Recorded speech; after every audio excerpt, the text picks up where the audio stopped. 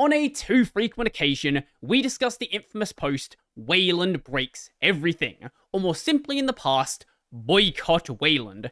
Now, I've given my take on this plenty of times, so if you want to hear that, go check out those previous videos. That's not what we're here to do today. Recently, I saw a post by Nate Graham of the KDE project. Does Wayland really break everything? And this is in many ways a reply to this whole thread here, but also explaining why that might not necessarily be the best way to look at it. It attempts to reframe the problem space in a way that more aligns with reality, we'll say, along with addressing the new repo from Probono, Wayland X11 compat protocols. Right now, only a couple of protocols exist in here, and most of what's going on is just discussions in the issue tracker, but what this is supposed to be is a collection of Wayland protocols that address features that are available on X11, but not available on Wayland.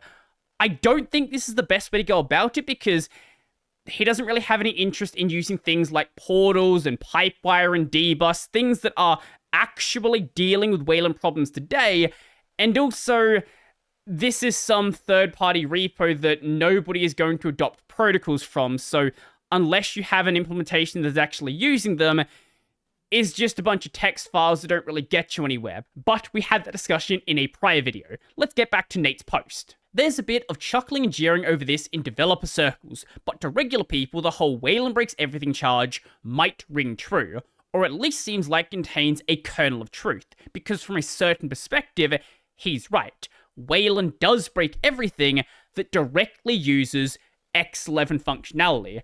It's just that this is the wrong perspective. If I said, Linux breaks Photoshop, you should keep using Windows, I know how you'd respond. You'd say, wait a minute, the problem is that Photoshop doesn't support Linux, and you'd be right. It's a subtle but important difference that puts the responsibility in the right place, because there's nothing Linux can do to unbreak Photoshop. Adobe needs to port their software, and they simply haven't done so yet. Someone said in the replies to this that this part here is a very optimistic way to look at Adobe, and I would very much agree. With that framing in mind, let's look at some of the complaints brought up. Wayland breaks screen recording applications, so you should use X11. Well, no, they all still work just fine on the X11 side, it's just they haven't been ported to use the Wayland solution yet. Wayland breaks screen sharing applications. Once again, they haven't been ported to use the Wayland solution. Now, that's not to say that everything currently has a Wayland solution available. Wayland breaks automation software. Yes, right now, there is not a proper solution in place that is generic, that every application that is in this class can actually hook into. But that's a separate issue from Wayland fundamentally breaking things. That's something where there simply isn't a solution yet available, and the yet part is the important part. Now, that is a case where you do want a solution available. Automation software is incredibly useful, whether you're using it as just general automation, or you are using it for its accessibility reasons. But there are cases where there is functionality in X11 which probably shouldn't be replicated on the Wayland side as well. Wayland wasn't designed to be a drop-in replacement for X11 any more than Linux was designed to be a drop-in replacement for Windows.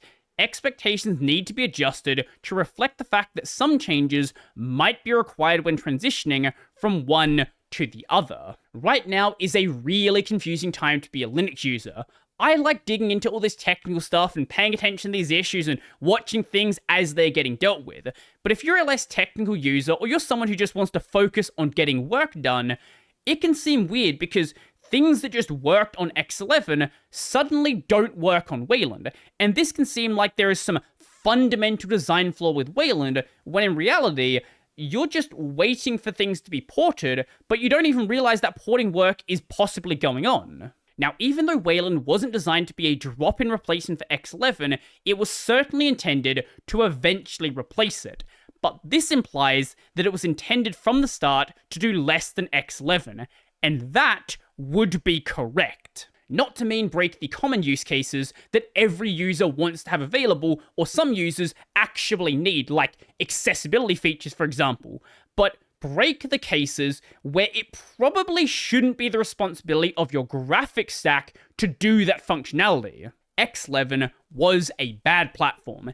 In ye olden days, X11 was a whole development platform. Your app that targeted X11 could use X11 to draw its UI with a built-in widget toolkit, print documents with an included print server. This is not hyperbole. There is an extension called Xprint to render the screen output to a printer. X11 doesn't care what the output is. If you want to build an X11 server that uses the printer as a display, go ahead and do so. That's totally fine. Also, record the screen, set global keyboard shortcuts, and so on. This is all way before my time, but I get the sense that X11 was either originally envisioned to be a development platform for app developers, or else quickly morphed into one during its early days. But it didn't work out. The built-in UI toolkit looked horrendous, even for the standards of the time. You could make it look good, but it required a lot of additional work, and if you look at something that isn't properly styled, it looks really, really bad. And apps that requested the same resources could stomp on one another. So if you wanted to say, overlay on the same hotkey, totally fair. If you want to redraw another window, totally fair, go ahead and do that. And break each other's functionality in ways that were impossible to fix short of uninstalling one of the apps.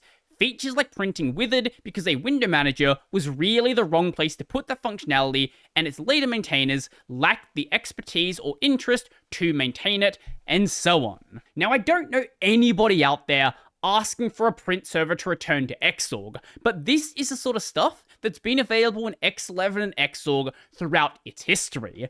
UI toolkits like Qt and GTK quickly rose up to take over most of this sort of app platform middleware in a way that worked much better for users and was easier to target for application developers. We're talking about the mid-90s here. It was a long time ago.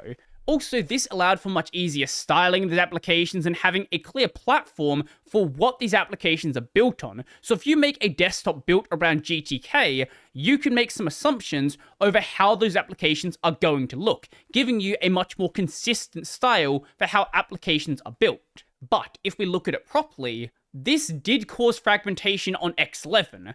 Linux isn't a platform. The rise of UI toolkits necessarily fragmented the app landscape. Instead of developing for one target, that being X11, a FOSS app developer now developed for Qt or GTK or whatever other toolkit they might be using. So we ended up with a lot of KDE apps and GNOME apps. Yes, these apps still probably worked elsewhere. There are some cases where things behave a little bit weirdly, like KDE Connect, for example. But it was obvious what platform and toolkit they've been developed to work best in. They might look and feel weird when run elsewhere, or certain features might not work well or at all. And that's where we remain today. Absolutely nobody writes an X11 app. Their app may use functionality in X11. It might have some optimizations for X11 for something that there's no better way to do. But the app will use Qt, GTK, KDE frameworks, or whatever for 99.9% of its functionality. Now, I will disagree that absolutely nobody writes an X11 app. There are still some that are available, but the ones that are still being updated, for the most part, are apps that have existed for a really, really long time. I don't know of anything outside of an experiment where somebody actively sits down and writes a native X11 app. And it brings us to a potentially thorny topic. Linux isn't really a platform either, any more than X11 succeeded at being one. Almost nobody writes a Linux app. Making raw Linux kernel system calls is generally unnecessary because whatever UI toolkit you're using wraps this functionality and abstracts it to all the different platforms the toolkit supports. So you write a Qt app, and if you want to move a window, for example, you're not writing the Linux functionality for moving it on GNOME and moving it on KDE and moving it on various window managers. You are writing the Qt move the window to this position function. And the toolkit ensures that it just happens to work on Linux too.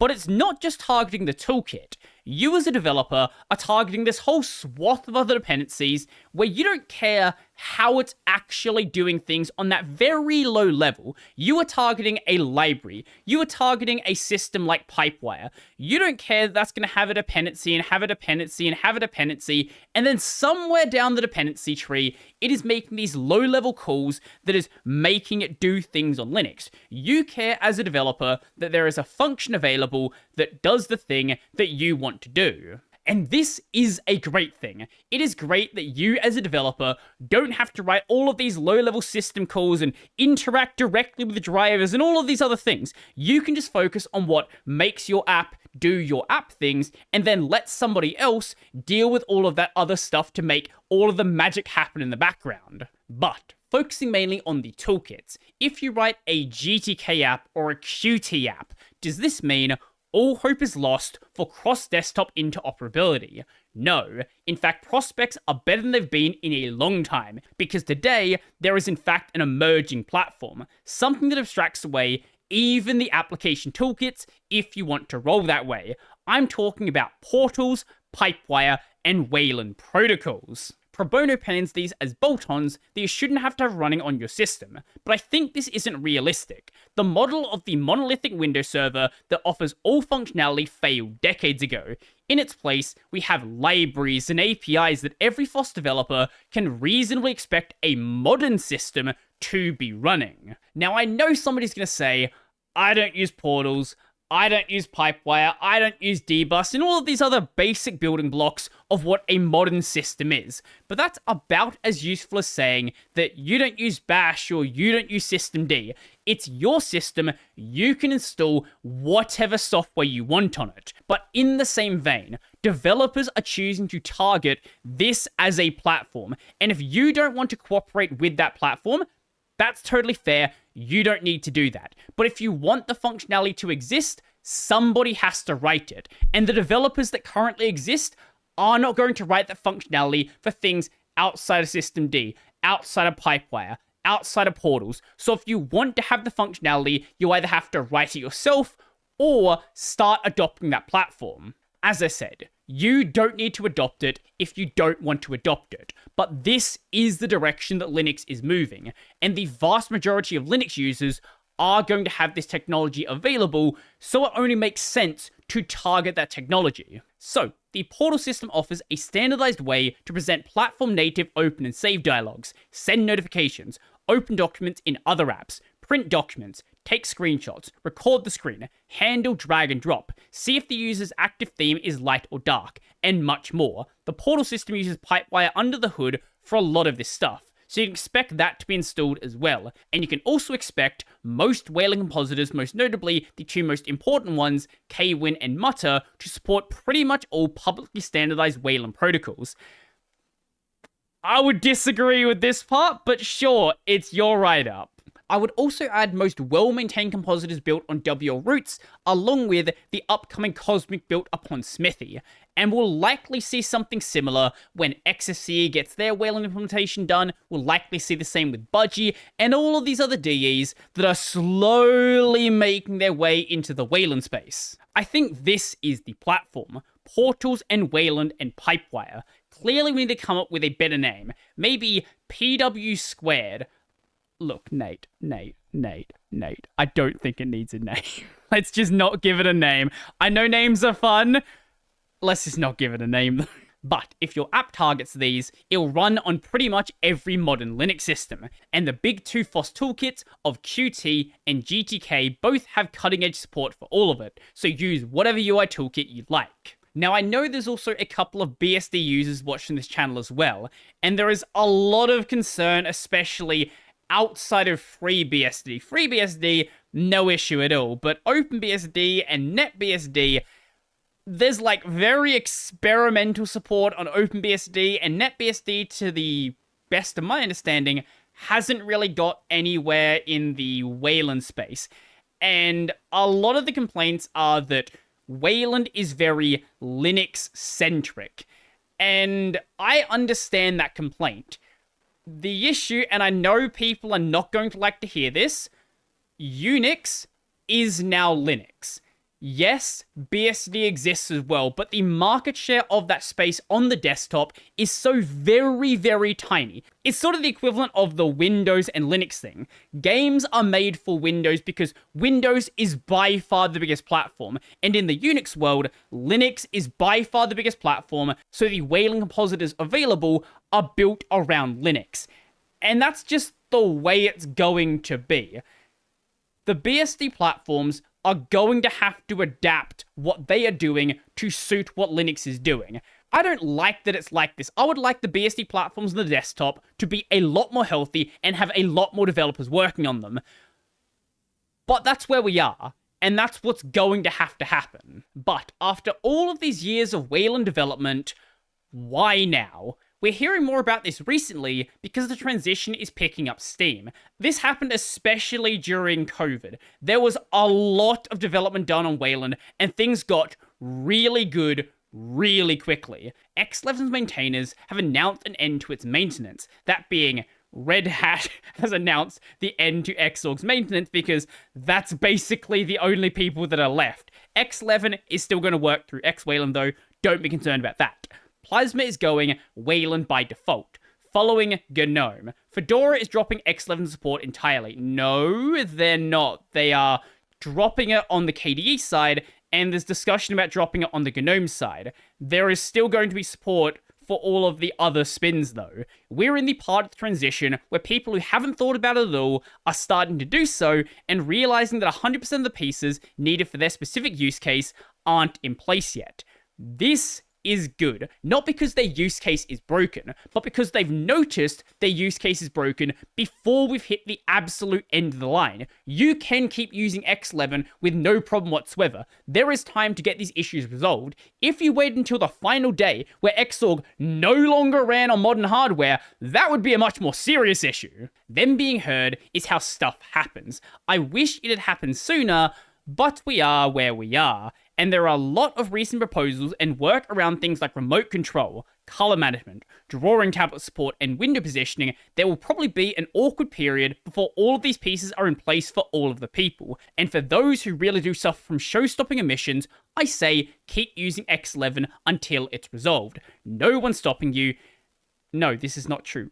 What do you... This is not true. You are literally involved in KDE. You should know what Fedora KDE is doing. Many users and many developers have put off this problem for a really long time. I remember when I first started using Linux and people were saying, Wayland's never gonna happen, or Wayland's still 5 years away. And we're in 2024 now, and Wayland's no longer 5 years away. It's maybe a year, 2 years away at max. You can actively use Wayland today and get maybe like 95, 96% of your workflow done. There are some edge cases like global shortcuts which are really annoying. There are issues with video capture and screen sharing and things like that, but for the vast majority of what you do, you can use a Wayland desktop, whether it's on GNOME, KDE, Hyperland, or anything else, and get a mostly good experience. Where there are cases where things are not perfect, a lot of these are being worked on, but in cases where they aren't being worked on, maybe look at existing protocols and try to suggest a new one, or at least bring up the issue in the Wayland Protocols issue tracker. Now, there is also the issue that a lot of application developers on Linux are volunteers. They don't work for some big company. Maybe they have a Patreon that gets them a bit of money. Maybe it's enough to just get by. But we're not talking big companies with millions of dollars to throw at these problems. So having to port an application to Wayland is going to be a massive burden and is going to slow down a lot of projects. I think the only thing I can say there is a lot of applications don't need to be ported to Wayland. There is a lot of applications that work just fine running through X-Wayland. And for those, they can just be left for a long time or slowly worked on as they need to be worked on. But for a lot of other things, it's really just a matter of updating your toolkit and then addressing those edge cases where there are Wayland problems that they otherwise wouldn't exist on the X11 side, whether that's by getting involved in Wayland protocols to discuss the problems that you have, or waiting for a toolkit upgrade that can eventually deal with the problem. So, in this context, breaking everything is another perhaps less accurate way of saying not everything is fully ported yet. This porting is necessary because Wayland is designed to target a future that doesn't include 100% drop in compatibility with everything we did in the past, because it turns out that a lot of those things don't make any sense anymore, and for the ones that do, a compatibility layer X Wayland is already provided, and anything needing deeper system integration generally has a path forward. Portals and Wayland protocols and Pipewire, or is actively being worked on. It's all happening. Whilst I am very excited about the future of Wayland, I understand that right now is a very rocky and murky time, and it's just a weird time to be using Linux. A lot of people are confused because the thing that we've always been using, it seems like it's suddenly changing and nobody really knows what to do, and it's scary. Change is bad, but once we've made it through this, we are going to be in a better position than before. But maybe you disagree. So let me know your thoughts in the comments section down below. Do you currently use Wayland? Do you use Xorg? Do you use a mix of the two depending on the use case you're using? I'd love to know. So if you liked the video, go like the video. And if you really liked the video and you want to become one of these amazing people over here, check out the Patreon, subscribe, Pay, linked in the description down below. That's going to be it for me, and Hyperland will soon take over sway. It's just a matter of time.